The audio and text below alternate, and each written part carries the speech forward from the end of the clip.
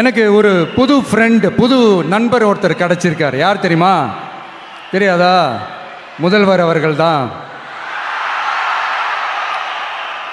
இப்போ ஒரு நிருபர் ஒருத்தர் கேட்ட கேள்விக்கு, எனக்கு எதிரிகள்லாம் யாரும் இல்லை, அவங்க எல்லாருமே எனக்கு நண்பர்கள் தான் அப்படின்னு சொன்னாங்களே.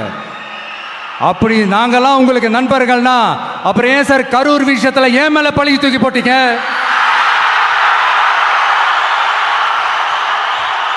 உங்களுக்கு மனசாட்சின்னு ஒண்ணு இருந்தா அப்படி பேசிருப்பீங்களா?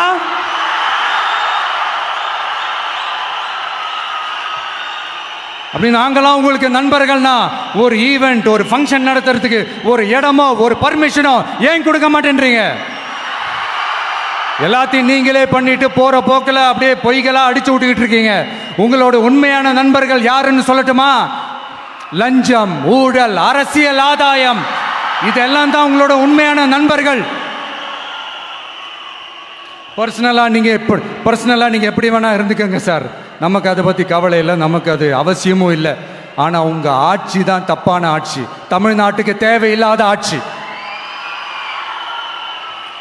கொஞ்ச நாளைக்கு முன்னாடி கற்பனையாக ஒரு விஷயம் ஒன்று சொன்னேன். இந்த முதல்வர் கூட விசில் சின்னத்துக்கு தான் வாக்களிப்பார் அப்படின்ட்டு கற்பனையாக ஒன்று சொன்னேன்.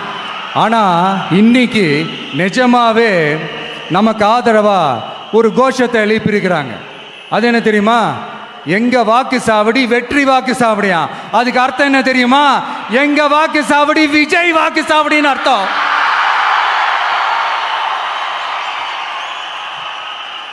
அது சரி, மக்களோட இந்த ஆதரவை பார்த்துட்டு அவர் அறியாமலே எப்படி பேசிட்டாரு என்னமோ தெரியல.